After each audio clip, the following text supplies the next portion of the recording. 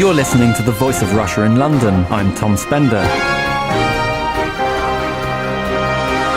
I recently travelled to Beijing to find out how rapidly developing China views Russia's Far East and to talk to some Russians who now call China home. This popular market in Beijing's Chaoyangmen district is squarely aimed at Russian-speaking visitors. The stalls bear Cyrillic script, and many of the vendors can say a few words of Russian, though few have ever left China. But the market isn't that busy. China's economy is moving up the value chain. Its currency, the yuan, is appreciating, and its goods aren't as cheap as they were. In Moscow, almost 6,000 kilometers to the west, some fear China's development could mean large numbers of Chinese migrants move north into the resource-rich far east of Russia, dwarfing the small Russian population there and eventually challenging Russian rule. About 6 million people live in Russia's Far East, and the population has declined since the collapse of the Soviet Union. Meanwhile, China's neighbouring Heilongjiang province alone has 38 million inhabitants.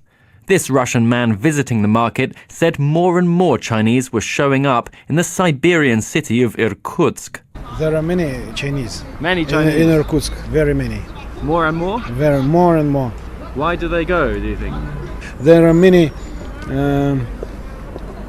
earths in Siberia. Then he switched to Russian. There's a lot of land in Siberia, but very few people. That's why the Chinese are sneaking in. More and more Chinese. Are you worried about it? Worried? Not now. But some people are worried. In August, Russian Prime Minister Dmitry Medvedev issued a veiled warning about China's rising influence in Russia's Far East. Not many people live there, unfortunately, he said, and the task of protecting our Far Eastern territories from excessive expansion by bordering states remains in place. Medvedev also said it was important not to allow negative manifestations, which he said included the formation of enclaves made up of foreign citizens. But at the same time, there is movement in the opposite direction, with more and more Russians moving to China to take advantage of the opportunities afforded by its development. I meet Yulia Protasova in a coffee shop in Beijing's trendy Sanlitun district, which is popular with foreigners. The 32-year-old studied Chinese in her home city of Blagoveshchensk, which is northeast of Beijing, on the border between Russia and China's Heilongjiang province. Yulia has lived in Beijing for almost 9 years and says the Chinese capital was a more natural choice for her than Moscow. My major was English. Chinese was a second language. And then when I graduated, and the job market didn't really go that well, only for English language. So I came to Beijing to continue studying Chinese, and that's how I ended up here. I always wanted to go live abroad. I'm fascinated by the foreign cultures, and Beijing is very international, and my circle of friends are very international, meeting people from all over the world. So it's not just about China. It makes sense to be here because I can be exposed to the whole world. Blagoveshchensk lies on the river Amur, which is also the international border. Just across the river lies the Chinese city of Heihe, which Yulia has seen undergo a dramatic transformation. There used to be just a few shacks along the river on the other side, and there was nothing much happening there. Right now it's like a big city with a lot of high buildings, and it looks pretty developed. It has changed a lot, like dramatically. But the thing is, as our cities are so close, basically people just go to China to spend a weekend and have fun. There's a lot of entertainment there, nightclubs, karaoke's, restaurants, saunas, massage, and it's very affordable. And from what I know, in other cities, like small cities on the border between Russia and China, some families, they even move to China because it's cheaper for them to live there. Food is cheaper, and I even know that some people send their kids to Chinese schools because they think that it's good for kids to learn the language and kind of learn about the culture from their childhood. Meanwhile, Yulia says Chinese are crossing the border in the other direction to work and set up businesses. And on a larger scale, Chinese investors are putting money into Russia's Far East, eyeing resources such as timber, coal and rare earths. Obviously, there is a lot of Chinese people who are in our city working in the markets. They set up their businesses, they set up shops. There's a lot of Chinese migrant workers working in agriculture. There is a lot of construction site workers. It's kind of economic invasion in a way. It is, yeah. But then on the other hand, if there is not enough money in our country to develop those national resources, it should be very highly regulated though. So actually not only China would benefit from it, but our country as well, because these are our resources, they belong to our country. The ecological situation would change dramatically if all these investment projects will take off. There is a lot of concern about that as well. Russia's Far East was part of many states, including various Korean and Chinese dynasties, before Russia acquired the entire region via the Treaty of Beijing in 1860. Qing dynasty China, which had just lost the Opium War with Britain, was unable to defend it. Russia gave its biggest Pacific city the name of Vladivostok, which translates roughly as rule the East. After long negotiations, the border between the two countries was finally agreed in 2008 and is now covered by international law. However, Yulia says some Chinese visiting Russia talk about how the region was previously under the sway of the imperial court in Beijing. We were colleagues with them, right? We had a lot of conversations about it, and those conversations were could turn into hot discussion. So, yeah, but it definitely touched my national feelings about my country, and I don't want somebody to come and say this is my land, because this is not yours land, this is our land. Increasingly, Chinese nationalism is seen as a threat by neighbouring countries. Last autumn saw violent street demonstrations in China as both it and Japan claimed sovereignty over a group of uninhabited islands that are controlled by Japan and are known as the Diaoyu in China and the Senkaku in Japan. China also claims many of the uninhabited islands in the South China Sea, a stance that has alienated other countries with competing claims. But while the Diaoyu issue inflames passions across China, few Chinese seem to have any designs on Russia's Far East. This man standing outside the Chaoyangmen market didn't have a bad word to say about Russia. They helped us a lot against the Japanese. When the Japanese were invading China, they came in. Across the city, in the university district, a student called James said any territorial dispute with Russia is history. About the argument for the territory, if it happens after the Republic of China was established, we should insist. But if it was before the Republic of China, we should see it in historical terms. I don't support the extreme people who love our country so much that they want to do extreme things.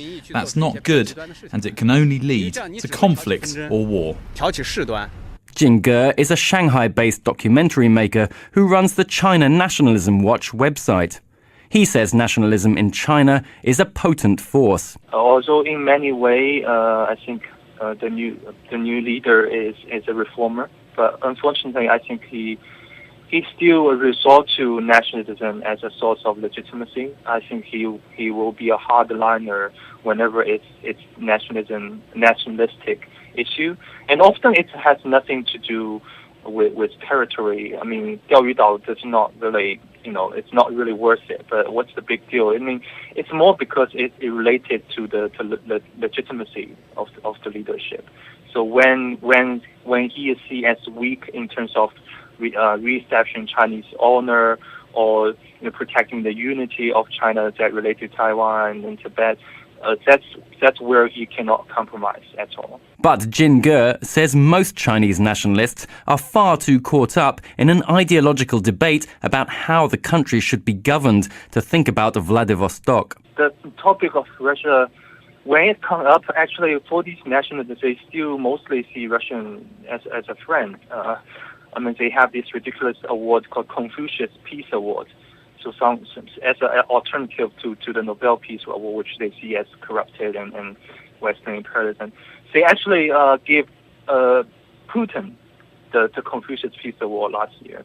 So mostly they see Russia as ideological friends. The territory issue hardly ever come up, actually.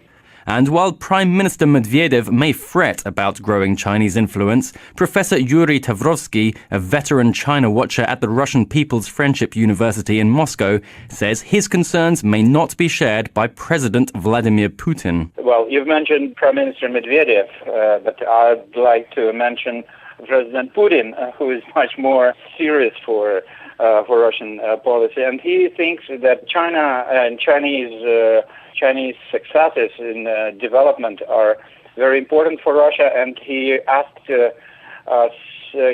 Russia to catch the Chinese wind for our ship sailing to modernization, especially in Siberia and the Far East. Indeed, Putin wants to carry out a pivot to the east, similar to America's pivot to Asia. Although 2/3 of Russia's landmass is in Asia, less than a quarter of its trade is with the region, while more than half is with Europe, a continent now mired in economic crisis. But Russia is well positioned both to supply resource-poor Asia with oil, gas and timber, as well as offering a land and sea shipment route from Asia to Europe via its territory and Arctic waters. Developing the east would also encourage more Russians to move there, helping form a buffer against Chinese influence. Tavrovsky says Russia has much to learn from China's development path. The Chinese show us a very good example, because the adjoining regions of China, the so-called Manchuria, or Dunbei in Chinese, it was not so developed compared to the Canton, Zhejiang, Jiangsu, those provinces on the eastern shores. But then the government decided to give money and sort of preferences to those regions. And in 10 years, they are becoming very developed.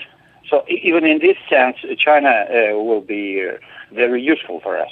And contrary to the fears in some quarters of a Chinese invasion, Tavrovsky says Russia will have to compete hard to attract Chinese workers. Very soon we'll be competing for the Chinese labor force, because in those in provinces bordering on Russia, there is some surplus of labor force. But the tendency is that in several years, say 5 or 7 years, there won't be any extra labor force in China as well. We have to take this opportunity and to invite as more Chinese as possible.